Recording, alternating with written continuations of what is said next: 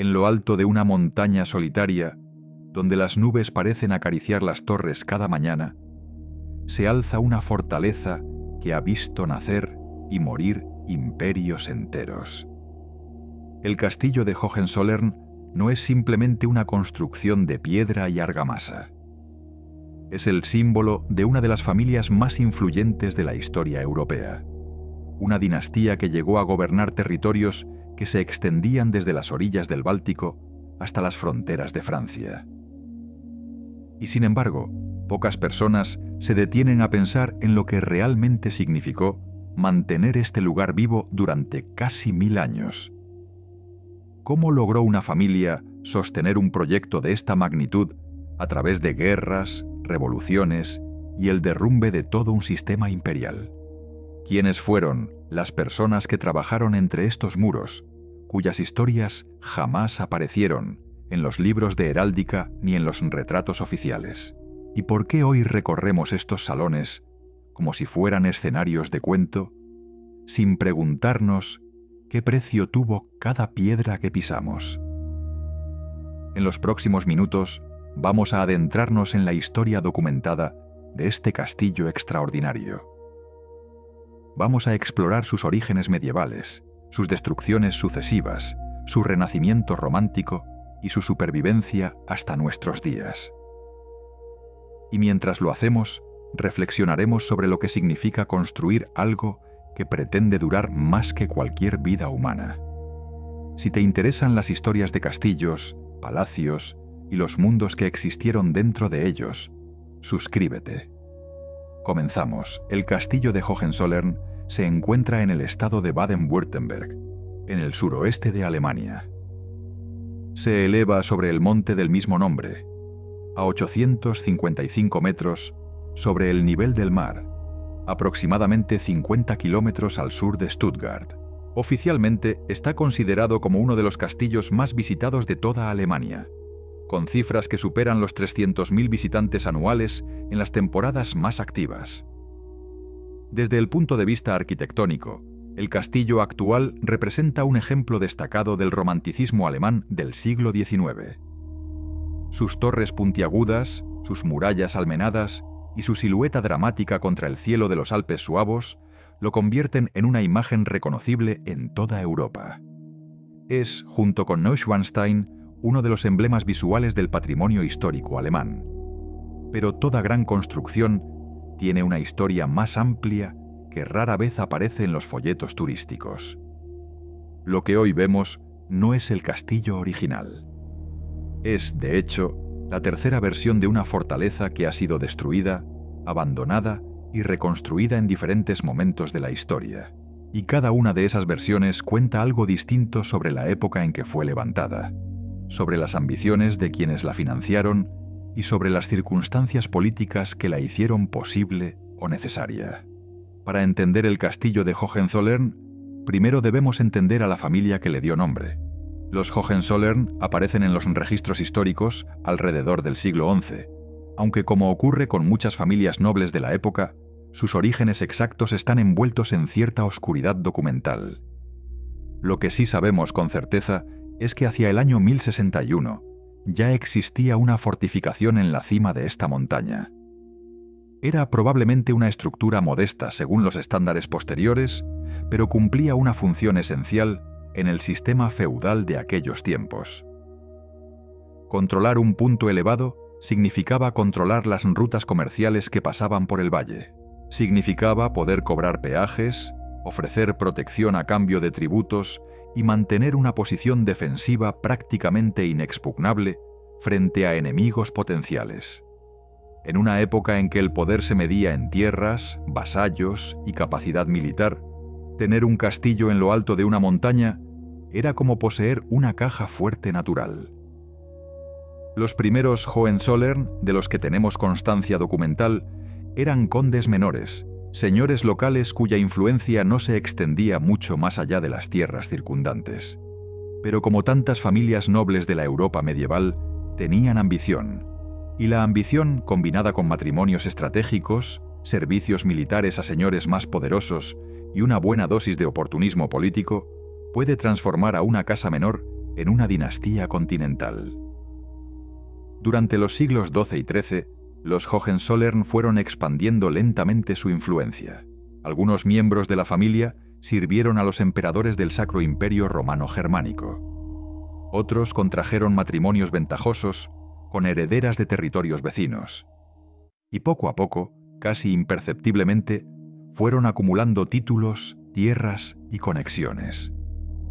Pero el verdadero salto cualitativo llegó en el año 1415, cuando Federico de Hohenzollern recibió del emperador Segismundo el título de Elector de Brandeburgo. Este nombramiento cambió por completo el destino de la familia. Brandeburgo era uno de los 7 electorados del Sacro Imperio, lo que significaba que sus gobernantes tenían derecho a participar en la elección del emperador. De la noche a la mañana, los Hohenzollern pasaron de ser nobles regionales a formar parte del círculo más selecto del poder europeo. Y todo comenzó aquí, en esta montaña. El primer castillo, el que existía desde el siglo XI, fue destruido en 1423. Las crónicas de la época indican que sufrió un asedio prolongado por parte de una coalición de ciudades imperiales libres que se habían unido contra los Hohenzollern. Durante casi un año, las fuerzas sitiadoras mantuvieron bloqueada la fortaleza hasta que finalmente lograron tomarla. Lo que quedó después fue poco más que ruinas. Es importante detenerse un momento en este episodio, porque ilustra algo fundamental sobre la naturaleza de los castillos medievales. Contrariamente a lo que sugieren las películas y las novelas, los castillos no eran invencibles. Eran difíciles de tomar, sí, pero no imposibles, y cuando caían, solían caer por completo. Los vencedores tenían todos los incentivos para destruir las fortificaciones enemigas, porque un castillo intacto siempre podía ser reconquistado y utilizado en su contra. Así que cuando los Hohenzollern decidieron reconstruir su fortaleza ancestral, no lo hicieron sobre las ruinas del castillo anterior. Construyeron uno nuevo, más grande, más sólido, diseñado para resistir las técnicas de asedio que habían demostrado ser efectivas la primera vez. El segundo castillo de Hohenzollern se levantó entre 1454 y 1461. Fue una empresa considerable para su época, que requirió la movilización de recursos significativos. Canteros, carpinteros, herreros, albañiles y trabajadores no especializados participaron en su construcción. Las piedras se extraían de canteras cercanas y se transportaban montaña arriba mediante sistemas de poleas y carros tirados por animales. No tenemos registros detallados de las condiciones laborales específicas de esta obra en particular, pero sabemos cómo funcionaban las construcciones monumentales en la Europa del siglo XV.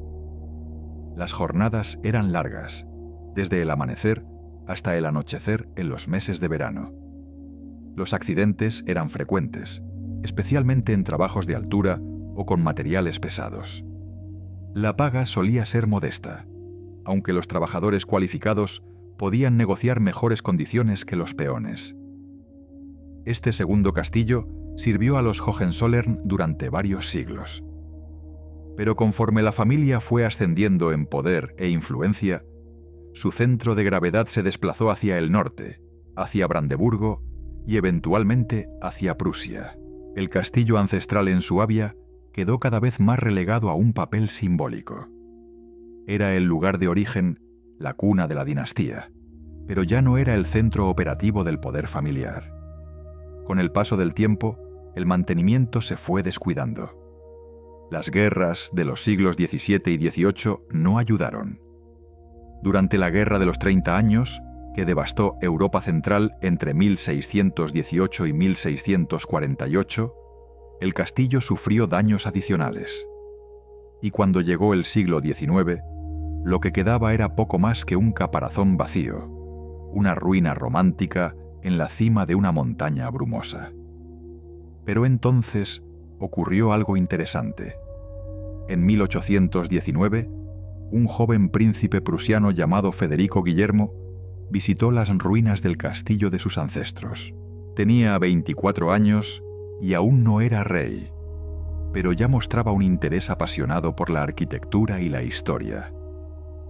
Lo que vio le conmovió profundamente. Según las crónicas de la época, contempló las piedras derruidas durante largo rato y expresó su deseo de ver restaurado algún día aquel lugar sagrado para su familia. 21 años después, cuando ya era Federico Guillermo IV de Prusia, cumplió su palabra. La reconstrucción del castillo de Hohenzollern comenzó en 1846. Pero llamarlo reconstrucción es quizás inexacto. Lo que se hizo fue más bien una reinvención. El arquitecto Friedrich August Stüler, discípulo del famoso Carl Friedrich Schinkel, no se limitó a restaurar las estructuras existentes. Diseñó un castillo enteramente nuevo, inspirado en la estética medieval, pero construido con las técnicas y los recursos del siglo XIX. El proyecto era ambicioso en todos los sentidos. El castillo debía tener más de 100 habitaciones, patios interiores, capillas, torres de vigilancia, murallas defensivas y toda la parafernalia visual asociada con las fortalezas medievales. Pero al mismo tiempo, debía incorporar comodidades modernas como sistemas de calefacción, iluminación a gas y accesos para carruajes. Esta combinación de medievalismo estético y modernidad práctica era característica del movimiento romántico alemán. En una época de industrialización acelerada, de ciudades que crecían sin control y de viejas certezas que se desmoronaban, muchos aristócratas y burgueses cultivados sentían nostalgia por un pasado idealizado. Los castillos neogóticos que surgieron por toda Europa en el siglo XIX eran manifestaciones de esa nostalgia, intentos de recrear una Edad Media que probablemente nunca existió tal como la imaginaban. Federico Guillermo IV no era el único monarca de su época obsesionado con los castillos. Su primo Luis II de Baviera llevaría esta obsesión aún más lejos con Neuschwanstein, el castillo que inspiraría décadas después el logo de Walt Disney. Pero mientras Neuschwanstein era fundamentalmente un proyecto personal, casi una fantasía privada, Hohenzollern tenía un propósito político más explícito. Este castillo debía ser un monumento a la gloria de la Casa de Hohenzollern.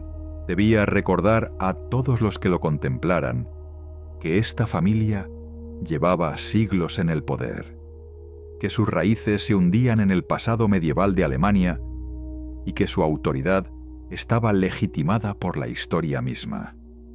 La construcción duró 21 años. Se completó en 1867, apenas un año después de que Prusia derrotara a Austria en la guerra y se posicionara como la potencia dominante entre los estados alemanes. 4 años después, en 1871, el rey Guillermo I de Prusia sería coronado como Kaiser del nuevo imperio alemán.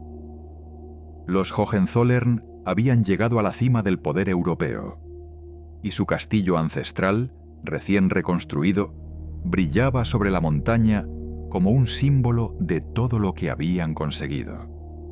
Pero como ocurre con tantos símbolos, la realidad era más compleja de lo que aparentaba.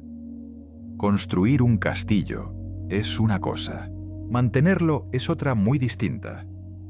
El Hohenzollern del siglo XIX no era una residencia funcional en el sentido habitual. Los reyes prusianos y después los Kaiseres alemanes tenían sus palacios en Berlín, en Potsdam, en otros lugares más cercanos a los centros de poder. El castillo de la montaña era visitado ocasionalmente para ceremonias familiares, para retiros de verano, para recordar los orígenes de la dinastía. Pero no era un hogar permanente. Esto creaba una situación paradójica. El castillo necesitaba mantenimiento constante, personal que lo cuidara, recursos para reparaciones y mejoras. Pero no generaba los ingresos que una propiedad productiva podría generar. Era, en términos económicos, un lujo muy costoso. Durante el período imperial, esto no representaba un problema grave.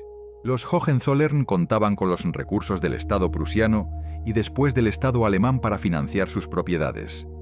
Pero todo cambiaría dramáticamente en el siglo XX. La Primera Guerra Mundial terminó en 1918, con la derrota de Alemania y la abdicación del Kaiser Guillermo II.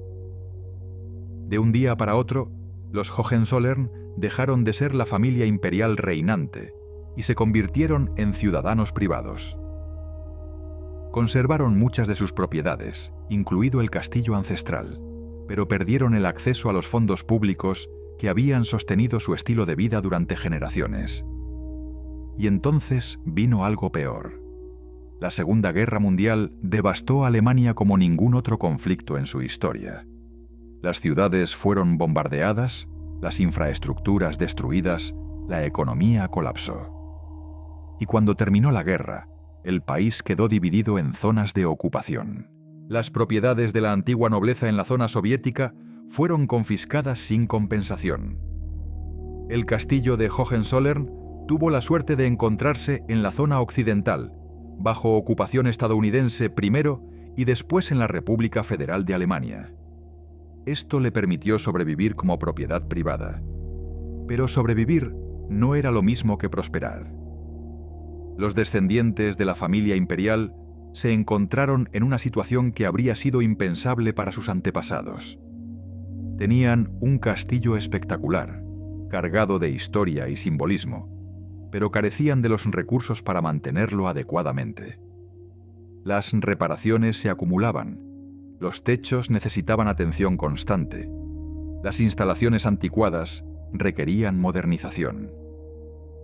La solución que encontraron fue la misma que han adoptado muchas familias nobles europeas en circunstancias similares. Abrieron el castillo al público. Desde mediados del siglo XX, el castillo de Hohenzollern funciona como museo y atracción turística.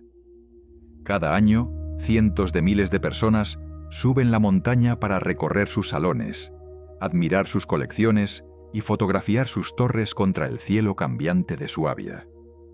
Es una operación considerable que requiere personal de atención al visitante, guías especializados, conservadores, personal de limpieza, jardineros y administradores.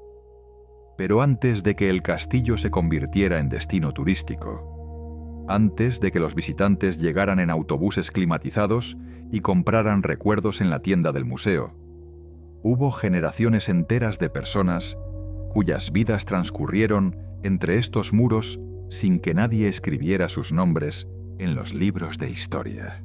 Para entender cómo funcionaba realmente un castillo de esta magnitud, necesitamos mirar más allá de los salones de gala y las habitaciones principescas.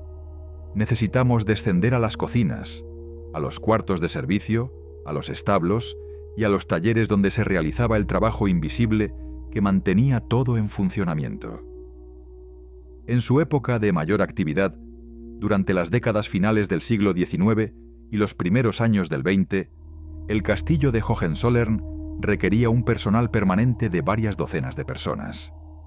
Estaban los criados domésticos, por supuesto, encargados de mantener limpias las habitaciones, servir las comidas y atender las necesidades de los miembros de la familia cuando visitaban la propiedad. Pero también había jardineros que cuidaban los terrenos, guardabosques que patrullaban las tierras circundantes, mozos de cuadra que se ocupaban de los caballos y un administrador que coordinaba todas las operaciones. Cada uno de estos trabajadores tenía su propia historia, sus propias circunstancias, sus propias razones para estar allí. Algunos probablemente venían de familias que llevaban generaciones sirviendo en grandes casas. Otros quizás llegaron buscando una estabilidad económica que no encontraban en otros lugares. Las condiciones de trabajo variaban enormemente según el puesto y la época. Los registros históricos que se conservan ofrecen información fragmentaria sobre estas personas. Conocemos algunos nombres a través de documentos administrativos, nóminas de pago y correspondencia oficial. Pero sus voces, sus experiencias cotidianas, sus opiniones sobre los señores a quienes servían, todo eso se ha perdido en gran medida. Es una de las ironías de la historia que sepamos tanto sobre los que mandaron construir los castillos y tan poco sobre los que realmente los mantuvieron funcionando. Lo que sí sabemos es cómo funcionaba el sistema general de servicio doméstico en las grandes casas europeas de aquella época. Era un mundo con sus propias jerarquías, sus propias reglas y sus propias tensiones internas. En la cima estaba el mayordomo o el administrador principal, que respondía directamente ante la familia y supervisaba a todo el personal. Por debajo había niveles sucesivos de autoridad, desde los criados superiores hasta los más humildes fregones de cocina. Las jornadas laborales eran largas. En muchas casas nobles, el personal doméstico se levantaba antes del amanecer para encender los fuegos, preparar el agua caliente y tener todo listo antes de que los señores despertaran. El trabajo continuaba hasta bien entrada la noche, cuando finalmente se apagaban las luces de los salones y los criados podían retirarse a sus propias habitaciones, generalmente ubicadas en las partes menos nobles del edificio. En un castillo como Hohenzollern, situado en la cima de una montaña, las dificultades logísticas se multiplicaban. Todo lo que se necesitaba tenía que subirse desde el valle. Alimentos, combustible, materiales de construcción, muebles, ropa. Durante los meses de invierno, cuando la nieve cubría los caminos, el aislamiento podía ser considerable. Quienes trabajaban allí arriba vivían en un mundo aparte, separados de las comunidades del valle por algo más que la mera distancia física.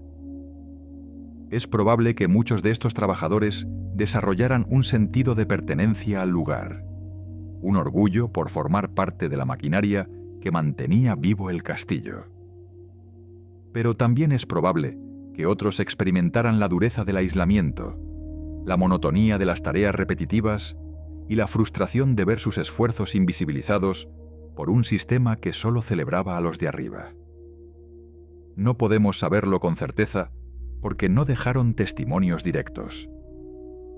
Solo podemos inferirlo a partir de lo que conocemos sobre experiencias similares en otras grandes casas de la época.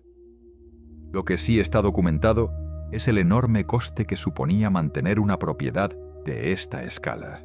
Los archivos familiares contienen registros de gastos que resultan asombrosos, incluso ajustados a la inflación. Reparaciones de tejados que se extendían durante meses. Renovaciones de sistemas de calefacción que nunca terminaban de funcionar correctamente. Restauraciones de frescos y pinturas murales que requerían especialistas traídos desde ciudades lejanas. Y todo esto en un castillo que, recordemos, no era la residencia principal de la familia. Era un símbolo, un lugar de memoria, una declaración de principios arquitectónica. Pero los símbolos también necesitan mantenimiento. Esta tensión entre el valor simbólico y el coste práctico acompañó al castillo de Hohenzollern durante todo el siglo XX.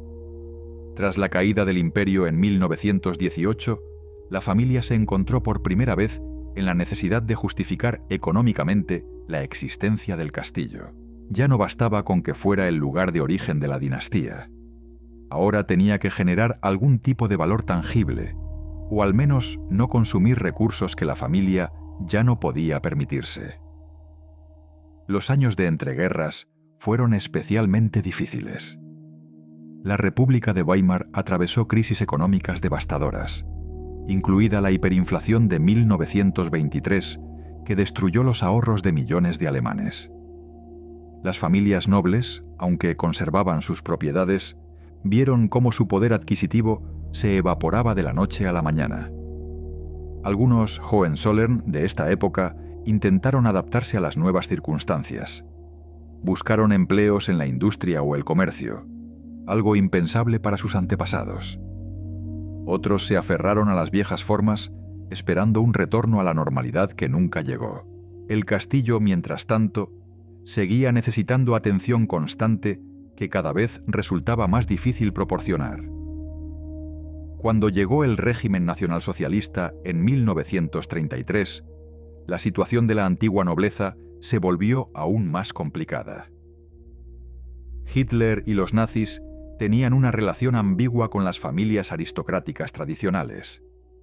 Por un lado, desconfiaban de ellas como representantes de un orden antiguo que pretendían superar. Por otro, reconocían su utilidad como símbolos de continuidad histórica y legitimidad cultural. Algunos miembros de familias nobles colaboraron activamente con el régimen. Otros mantuvieron una distancia prudente. Y unos pocos participaron en la resistencia, como el conde Klaus von Stauffenberg, cuya familia tenía vínculos con los Hohenzollern y que lideró el fallido atentado contra Hitler en julio de 1944. El castillo de Hohenzollern sobrevivió a la Segunda Guerra Mundial relativamente intacto.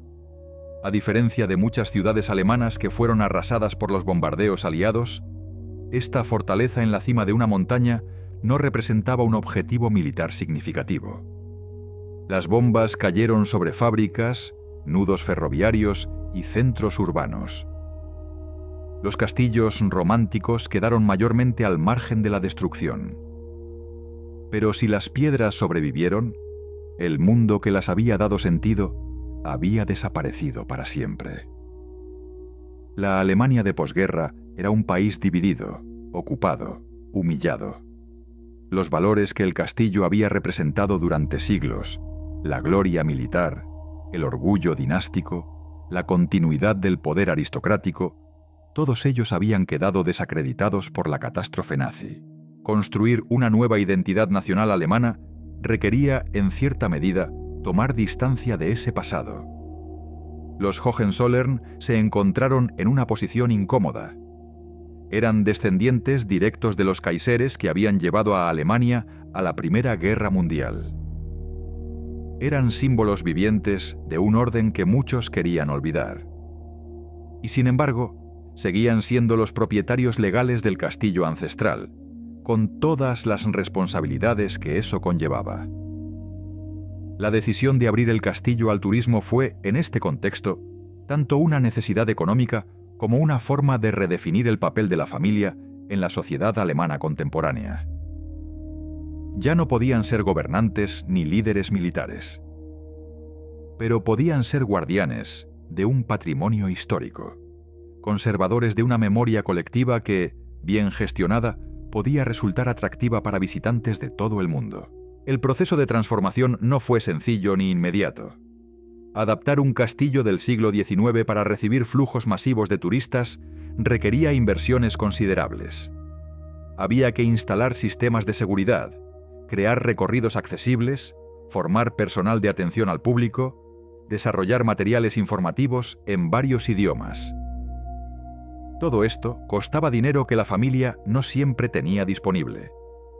Durante las décadas de 1950 y 60, el turismo en Alemania Occidental experimentó un crecimiento sostenido. Los alemanes, tras los años de privaciones de la guerra y la posguerra, comenzaron a viajar de nuevo, a redescubrir su propio país. Los castillos del Rin, las ciudades medievales, los paisajes alpinos se convirtieron en destinos populares para las vacaciones familiares. El castillo de Hohenzollern se benefició de esta tendencia.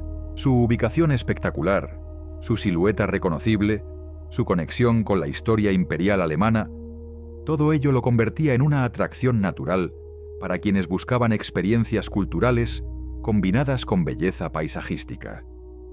Pero el turismo también traía sus propios desafíos. Los visitantes, por muy bien intencionados que fueran, inevitablemente causaban desgaste en los espacios que recorrían. Los suelos de madera se rayaban con el paso de miles de pies. Las tapicerías se deterioraban con el roce de miles de manos. Los sistemas de climatización, diseñados para unas pocas docenas de ocupantes, se veían sobrepasados por las multitudes de temporada alta. Conservar un edificio histórico, mientras se lo expone al uso público, es siempre un ejercicio de equilibrio delicado. Hay que encontrar el punto medio entre hacer el patrimonio accesible y protegerlo para las generaciones futuras. En el caso de Hohenzollern, este equilibrio se ha ido ajustando a lo largo de las décadas, con cierres parciales para restauración, limitaciones en el número de visitantes diarios y protocolos cada vez más estrictos para la conservación preventiva. El castillo que vemos hoy es, en muchos sentidos, una creación continua. No es simplemente el edificio que Friedrich August Stüler diseñó en el siglo XIX, ni mucho menos el castillo medieval que existió antes. Es un palimpsesto arquitectónico donde cada generación ha dejado su marca, sus reparaciones, sus adaptaciones a las necesidades cambiantes. Las colecciones que alberga reflejan esta complejidad histórica. Hay objetos que pertenecieron a los primeros Hohenzollern medievales, aunque la autenticidad de algunos de ellos ha sido debatida por los historiadores. Hay recuerdos de la época imperial, uniformes, condecoraciones, retratos oficiales. Hay también piezas más recientes, adquisiciones del siglo XX destinadas a completar narrativas históricas o a llenar vacíos dejados por pérdidas anteriores. Entre los objetos más significativos se encuentra la corona de Prusia, trasladada aquí tras la Segunda Guerra Mundial para protegerla de posibles confiscaciones en la zona de ocupación soviética.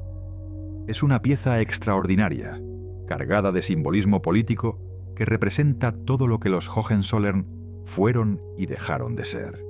Hoy, los visitantes pueden contemplarla en una vitrina climatizada, protegida por cristales de seguridad y sistemas de alarma que sus creadores originales jamás habrían imaginado.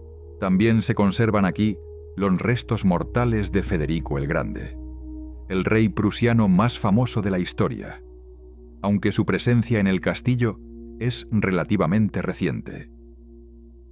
Durante siglos, Federico estuvo enterrado en Potsdam, en la iglesia de la guarnición de la ciudad. Pero durante la Segunda Guerra Mundial, temiendo que las tropas soviéticas profanaran la tumba, los restos fueron trasladados a diversos lugares seguros, incluida una mina de sal. Finalmente, en 1991, tras la reunificación alemana, fueron devueltos a Potsdam y enterrados en Sanssouci según los deseos originales del rey.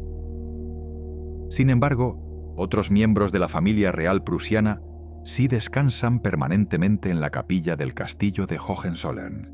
Sus tumbas, discretas comparadas con los mausoleos imperiales de otras dinastías europeas, recuerdan que este lugar sigue siendo, en cierto sentido, un espacio sagrado para la familia.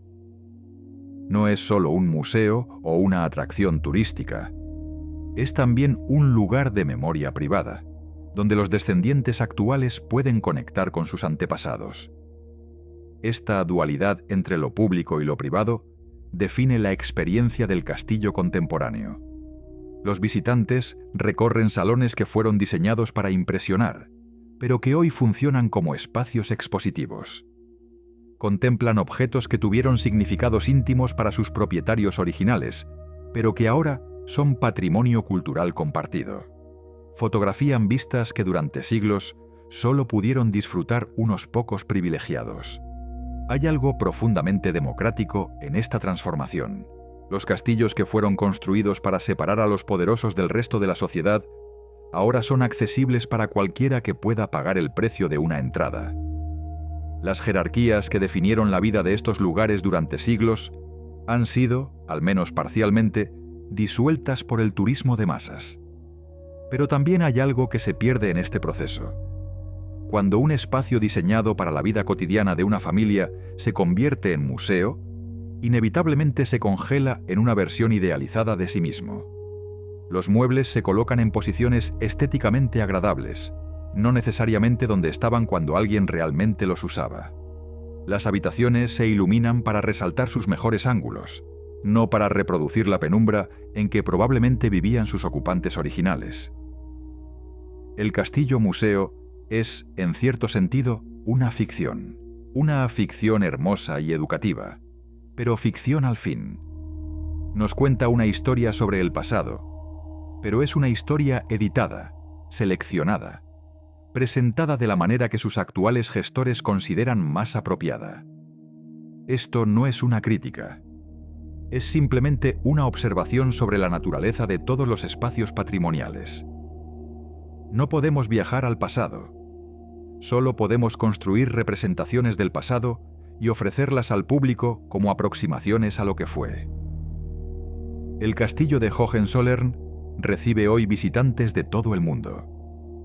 Llegan en automóviles particulares, en autobuses turísticos, a veces incluso a pie por los senderos que serpentean montaña arriba desde los pueblos del valle. Algunos vienen buscando la experiencia estética de contemplar una fortaleza de cuento de hadas recortada contra el cielo. Otros buscan conexiones históricas, rastros de un pasado que estudiaron en libros o vieron representado en películas. Y otros simplemente buscan un destino para una excursión de fin de semana, un lugar donde pasar unas horas agradables antes de volver a la rutina cotidiana. Cada uno de estos visitantes trae consigo sus propias expectativas, sus propios marcos de referencia, sus propias preguntas.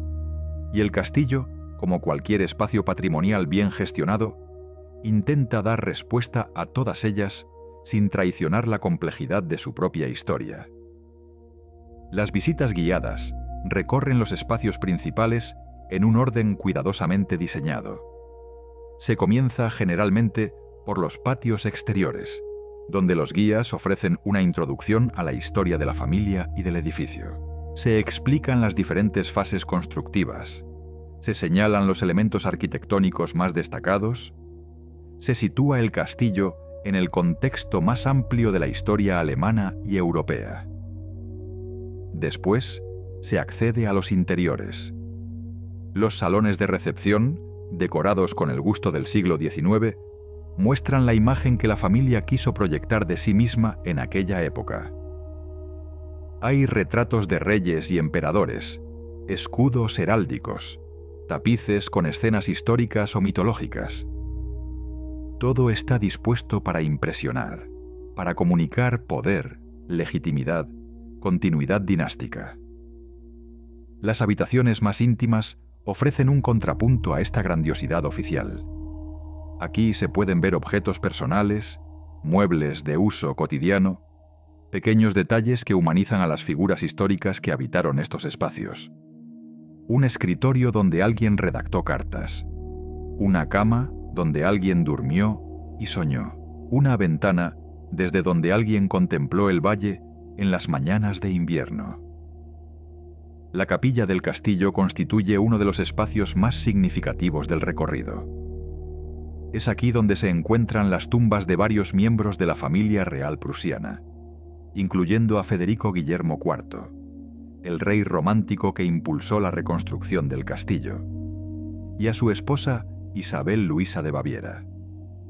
Las lápidas, sobrias comparadas con los monumentos funerarios de otras casas reales europeas, invitan a un momento de reflexión sobre la mortalidad y el paso del tiempo. También se conserva aquí una reliquia singular que conecta el castillo con las tradiciones religiosas de la Edad Media. Se trata de un supuesto fragmento de la vestimenta de San Jorge, el santo guerrero que se convirtió en patrón de los caballeros medievales. La autenticidad de esta reliquia es, como ocurre con tantas otras de la misma época, imposible de verificar con certeza. Pero su presencia en el castillo testimonia la importancia que la dimensión religiosa tenía para los Hohenzollern originales, aquellos condes medievales que construyeron la primera fortaleza hace casi 1000 años. El recorrido concluye generalmente en las terrazas exteriores, desde donde se pueden contemplar las vistas espectaculares del paisaje circundante. En días claros, dicen los guías, se puede ver hasta los Alpes suizos en la distancia. Es una afirmación que resulta difícil de verificar para la mayoría de los visitantes, ya que las condiciones atmosféricas perfectas son relativamente raras. Pero la mera posibilidad añade un elemento de magia a la experiencia. Lo que los visitantes no ven, lo que queda fuera del recorrido estándar, son los espacios de servicio, las cocinas, los almacenes, las habitaciones donde vivía el personal doméstico en épocas pasadas. Estos espacios existen, por supuesto, pero no forman parte de la narrativa turística principal. Son los bastidores del teatro, necesarios para que la función pueda tener lugar, pero invisibles para el público. Esta invisibilidad no es exclusiva del castillo de Hohenzollern. Es característica de prácticamente todos los palacios y mansiones históricas convertidas en museo. La historia que se cuenta es la historia de los propietarios, de los poderosos, de los que dejaron su nombre en los documentos oficiales. La historia de quienes les sirvieron, de quienes cocinaron sus alimentos y limpiaron sus habitaciones. Esa historia permanece en las sombras. Algunos historiadores y gestores patrimoniales han comenzado a cuestionar este enfoque en las últimas décadas. Argumentan que una presentación más completa del pasado debería incluir las experiencias de todas las personas que habitaron estos espacios, no solo las de la élite. Han surgido proyectos de historia oral, investigaciones archivísticas centradas en el personal de servicio, exposiciones temporales dedicadas a la vida cotidiana de los trabajadores domésticos. En el caso de Hohenzollern, estos esfuerzos son todavía incipientes. La documentación sobre los sirvientes y empleados del castillo es fragmentaria, dispersa en archivos familiares y municipales que no siempre son fáciles de consultar. Reconstruir las vidas de personas que no dejaron testimonios escritos de primera mano es siempre un desafío metodológico considerable. Pero incluso sin conocer los detalles específicos, podemos imaginar algo de lo que significó vivir y trabajar en este lugar a lo largo de los siglos. Podemos imaginar las mañanas frías de invierno, cuando el viento silbaba entre las almenas y había que encender los fuegos antes del amanecer. Podemos imaginar el ajetreo de los días de fiesta, cuando llegaban invitados importantes y todo el personal trabajaba sin descanso para que cada detalle estuviera perfecto. Podemos imaginar las noches tranquilas, cuando los señores dormían y los sirvientes finalmente podían descansar en sus propias habitaciones, quizás soñando con vidas diferentes. Imaginar no es lo mismo que saber, pero a veces la imaginación es el único puente que nos queda hacia un pasado, que no dejó suficientes registros. El presente del castillo de Hohenzollern está marcado por tensiones que son comunes a muchos espacios patrimoniales europeos. Por un lado, existe la necesidad de conservar el edificio y sus colecciones para las generaciones futuras. Por otro, está la presión económica de generar ingresos suficientes para financiar esa conservación. Y entre ambas, la obligación ética de presentar la historia de manera honesta, sin romantizar el pasado ni ocultar sus aspectos más problemáticos. El turismo cultural se ha convertido en una industria global multimillonaria. Los castillos, palacios y mansiones históricas compiten entre sí por atraer visitantes, por aparecer en las guías de viaje, por conseguir menciones en las redes sociales. Esta competencia tiene efectos positivos, ya que incentiva la inversión en conservación y mejora de servicios. Pero también tiene efectos potencialmente negativos, ya que puede llevar a la espectacularización del patrimonio, a la simplificación de narrativas históricas complejas en favor de versiones más fácilmente consumibles. El castillo de Hohenzollern navega estas aguas con relativa habilidad. Su gestión ha sabido combinar la seriedad académica con el atractivo turístico, ofreciendo tanto visitas guiadas informativas como eventos especiales más lúdicos. Durante ciertas épocas del año, el castillo acoge mercados navideños, conciertos al aire libre, representaciones teatrales. Estas actividades generan ingresos adicionales y atraen a públicos que quizás no vendrían solo por el interés histórico. Hay quienes critican este tipo de eventos como comercialización excesiva del patrimonio. Argumentan que un castillo histórico no debería convertirse en escenario de fiestas temáticas, que la dignidad del lugar exige un tratamiento más sobrio. Otros responden que la única manera de mantener vivos estos espacios es hacerlos relevantes para las audiencias contemporáneas, y que eso requiere cierta flexibilidad en cuanto a los usos permitidos. No hay respuestas fáciles a este debate. Lo que funciona para un sitio patrimonial puede no funcionar para otro. Lo que resulta aceptable para una generación puede parecer excesivo o insuficiente para la siguiente. La gestión del patrimonio cultural es siempre un proceso de negociación continua entre valores diferentes y a veces contradictorios. Lo que sí parece claro es que el castillo de Hohenzollern ha conseguido sobrevivir hasta el presente, y que esa supervivencia no estaba en absoluto garantizada. Muchos castillos europeos de importancia comparable han corrido peores suertes. Algunos fueron destruidos en guerras o revoluciones. Otros cayeron en abandono por falta de recursos para mantenerlos. Otros más fueron desmantelados y sus materiales vendidos o reutilizados en otras construcciones. Que este castillo siga en pie, que podamos recorrerlo y contemplarlo, es el resultado de decisiones específicas tomadas por personas específicas en momentos específicos de la historia. Decisiones de reconstruir después de las destrucciones medievales. Decisiones de reinventar en el siglo XIX. Decisiones de abrir al público en el siglo XX. Decisiones de invertir en conservación cuando habría sido más fácil dejarlo deteriorarse. Cada una de estas decisiones tuvo costes, no solo económicos, sino también humanos. Cada piedra que se colocó requirió el trabajo de alguien.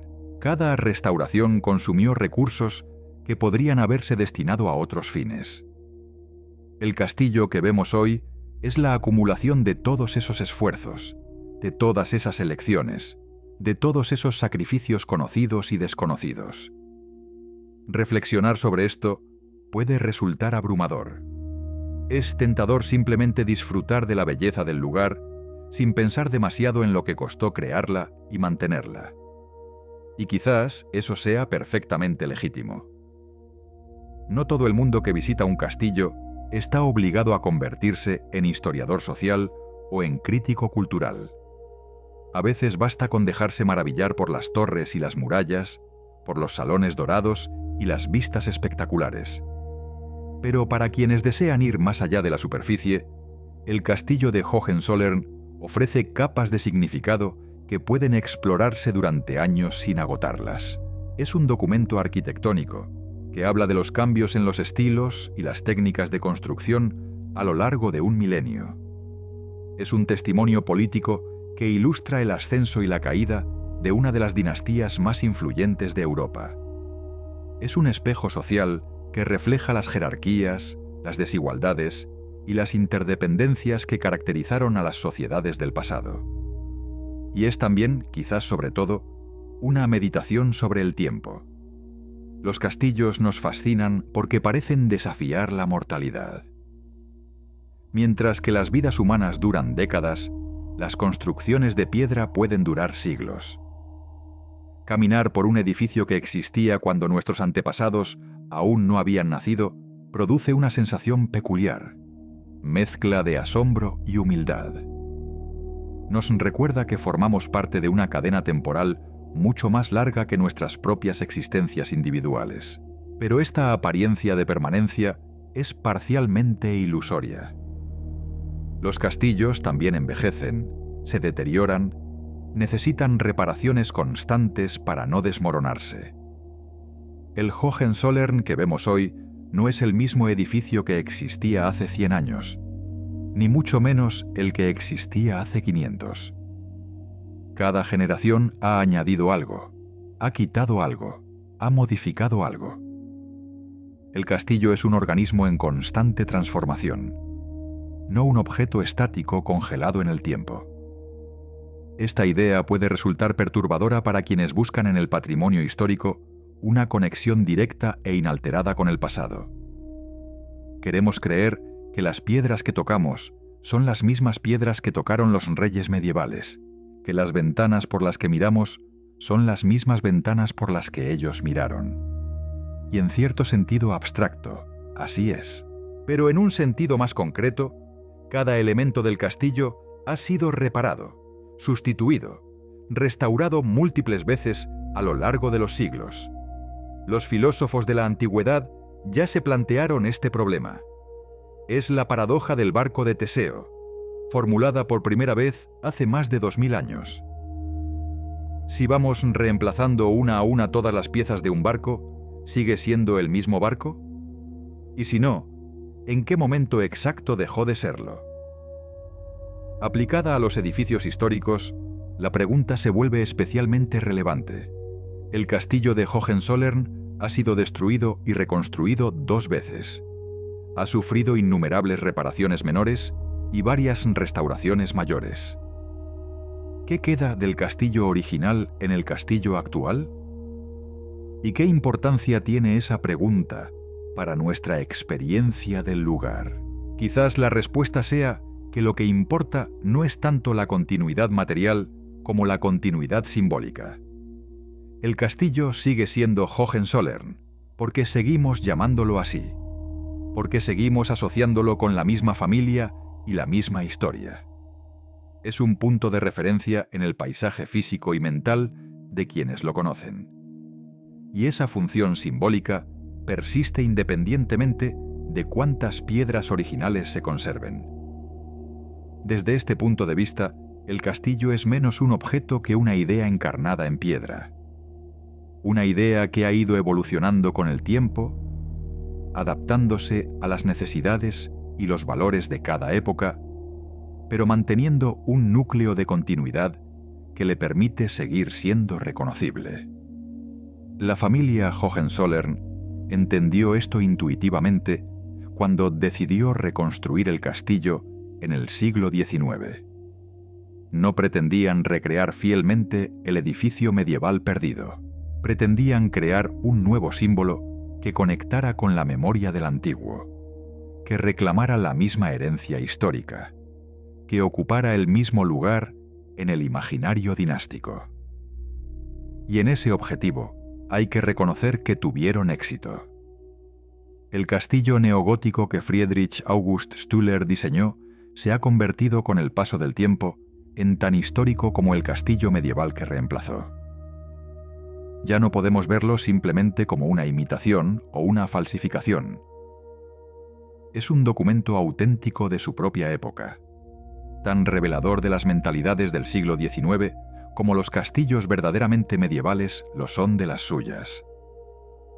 Esta es quizás la lección más profunda que el castillo de Hohenzollern puede enseñarnos. La historia no es un depósito estático de hechos pasados, sino un proceso continuo de construcción y reconstrucción de significados. Cada generación rehace el pasado a su imagen, selecciona qué recordar y qué olvidar, qué celebrar y qué criticar. El castillo que visitamos hoy es tanto un producto del presente como del pasado, tanto una creación nuestra como de quienes nos precedieron. Cuando cae la tarde sobre el monte Hohenzollern, las sombras comienzan a alargarse por los patios y las murallas adquieren tonos dorados bajo la luz del sol poniente. Es el momento en que los últimos visitantes del día abandonan el recinto, cuando los guías terminan sus turnos y el personal de seguridad comienza las rondas nocturnas. El castillo vuelve entonces a un silencio que recuerda vagamente a los siglos en que fue habitado por sus propietarios originales. En esas horas tranquilas, es fácil imaginar que las piedras guardan memorias de todo lo que han presenciado.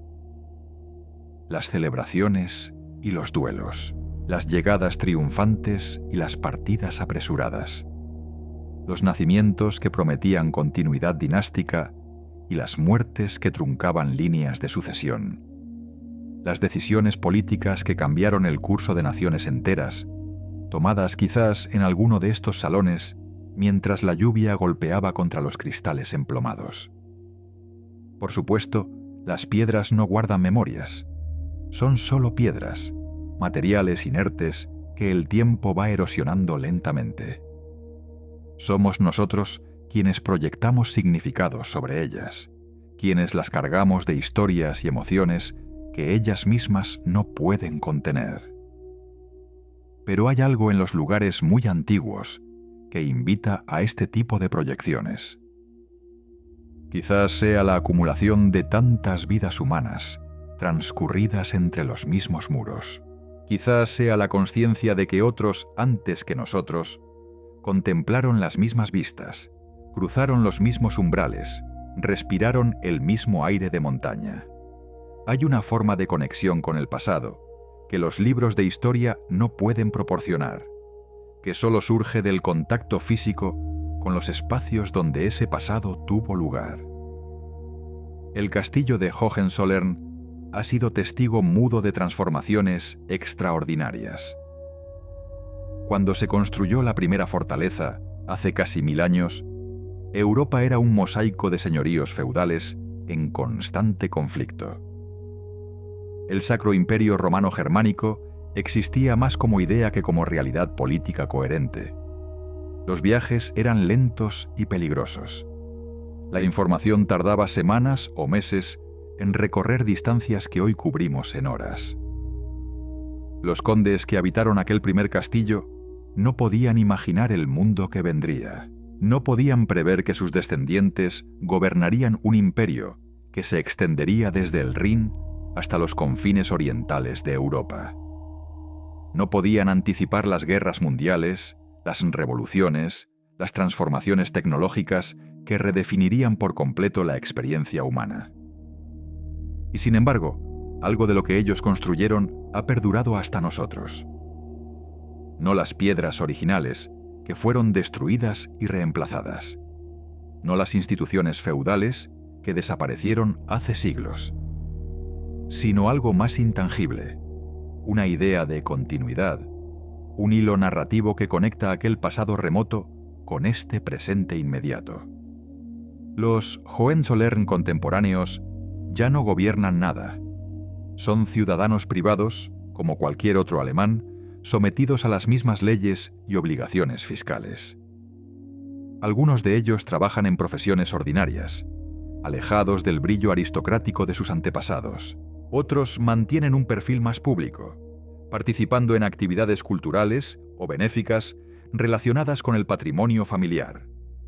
Su relación con el castillo ancestral es compleja. Por un lado, es una carga económica considerable que requiere atención constante. Por otro, es el símbolo más visible de una herencia histórica que les define, les guste o no, ante los ojos del mundo. No pueden simplemente ignorarlo ni desprenderse de él sin renunciar a una parte fundamental de su identidad colectiva. En las últimas décadas, algunos miembros de la familia han protagonizado controversias públicas relacionadas con reclamaciones de propiedades confiscadas tras la Segunda Guerra Mundial. Estos debates legales y políticos han reavivado discusiones sobre el papel de la antigua nobleza en la Alemania contemporánea, sobre los límites de la restitución histórica y sobre la responsabilidad de las familias cuyos antepasados colaboraron con regímenes criminales. No es este el lugar para entrar en los detalles de esas controversias, que son complejas y están lejos de resolverse. Baste decir que ilustran cómo el pasado sigue siendo un territorio disputado, cómo las herencias históricas pueden convertirse en fuentes de conflicto mucho tiempo después de que los protagonistas originales hayan desaparecido. El castillo, mientras tanto, permanece al margen de estas polémicas.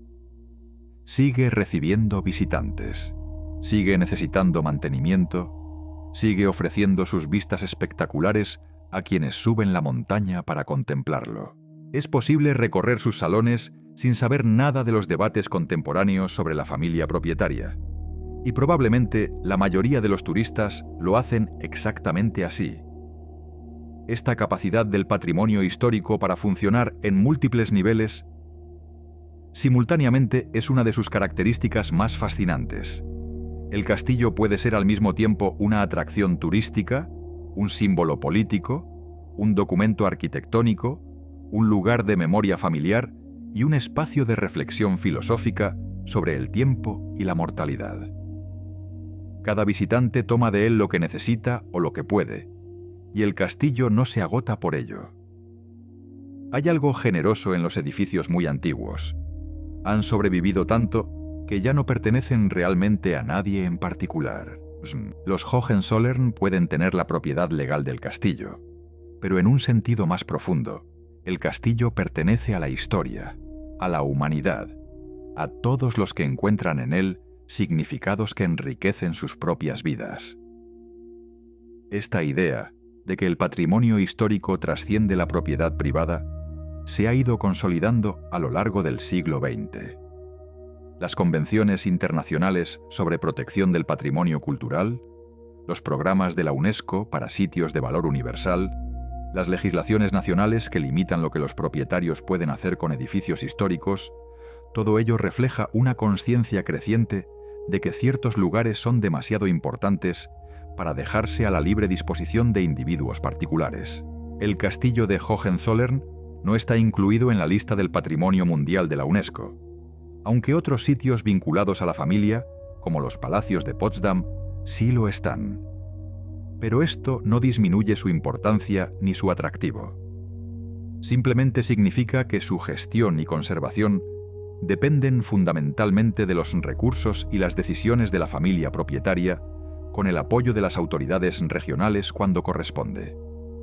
Este modelo de gestión tiene ventajas e inconvenientes. Por un lado, permite una flexibilidad que las instituciones públicas no siempre pueden ofrecer. Por otro, hace que la supervivencia del castillo dependa de las circunstancias económicas de una familia particular, con toda la incertidumbre que eso implica. Lo que parece seguro es que mientras haya personas interesadas en visitar el castillo y dispuestas a pagar por ello, habrá incentivos para mantenerlo abierto y en buen estado. El turismo cultural, con todas sus ambigüedades, se ha convertido en el principal garante de la supervivencia de muchos monumentos históricos europeos. Sin los ingresos que generan los visitantes, muchos de estos lugares simplemente no podrían sostenerse. Cuando pensamos en todo lo que ha sido necesario para que el castillo de Hohenzollern llegue hasta nosotros, la lista resulta abrumadora. Fueron necesarios los recursos de los primeros condes medievales para construir la fortaleza original. Fue necesaria la ambición de sus sucesores para elevar a la familia hasta las cumbres del poder europeo. Fue necesario el romanticismo de Federico Guillermo IV para imaginar la reconstrucción decimonónica.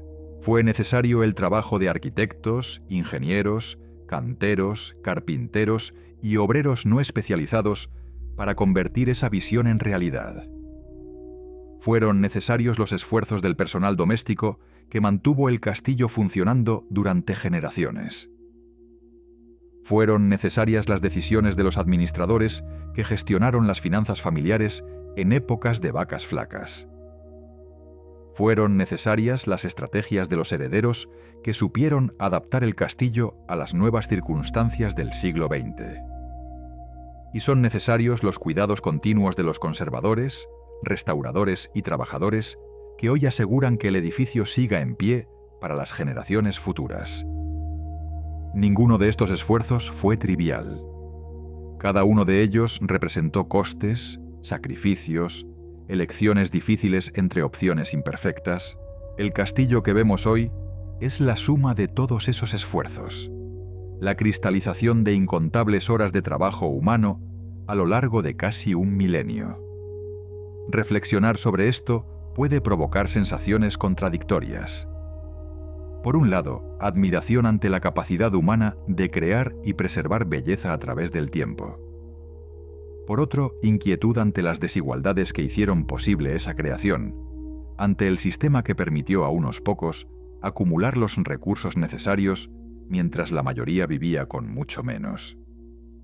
No hay manera de resolver esta contradicción simplemente deseando la inexistente.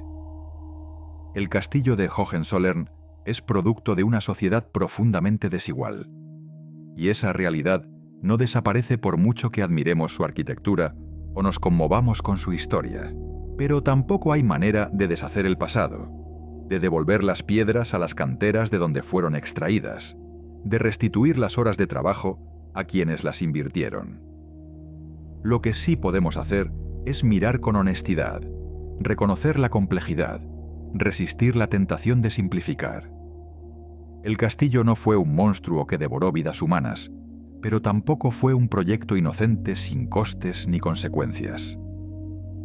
Fue el resultado de una época, de una forma de entender el poder, la riqueza y el legado que hoy nos resulta ajena en muchos sentidos.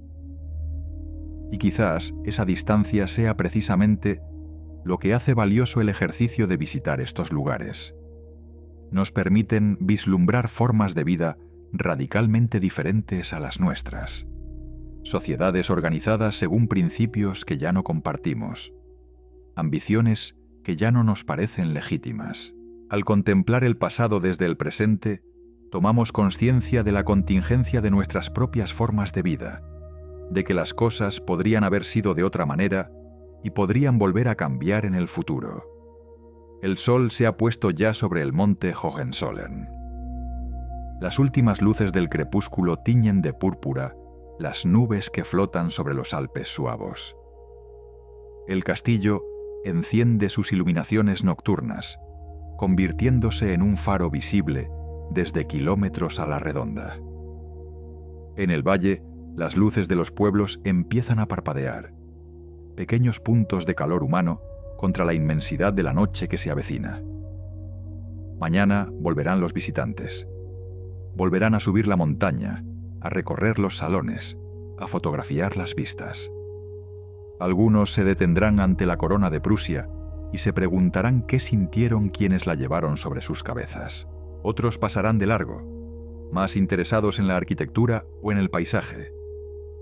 Cada uno llevará consigo una experiencia diferente, una versión personal del castillo que se sumará a las innumerables versiones que ya existen. Y el castillo seguirá ahí, paciente, esperando. Ha visto pasar generaciones de visitantes como ha visto pasar generaciones de propietarios. Ha sobrevivido a guerras, revoluciones, cambios de régimen, transformaciones económicas y sociales de todo tipo. Probablemente sobrevivirá también a quienes hoy lo contemplan, a quienes hoy escriben sobre él, a quienes hoy se preguntan por su significado. Las casas sobreviven a las personas. Las piedras duran más que la carne. Y quizás por eso nos fascinan tanto los castillos y los palacios, porque nos recuerdan lo efímero que es todo lo demás. Nuestras vidas, nuestras ambiciones, nuestros conflictos, todo eso pasará. Pero las construcciones que levantamos pueden perdurar, testimoniando ante las generaciones futuras que una vez estuvimos aquí, que una vez soñamos, que una vez intentamos dejar nuestra marca en el mundo. El castillo de Hohenzollern es una de esas marcas. Imperfecta como todas las obras humanas. Cargada de contradicciones como todo lo que surge de sociedades contradictorias.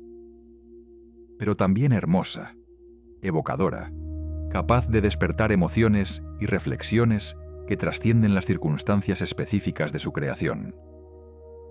Visitarlo es participar en una conversación que lleva casi 1000 años en curso.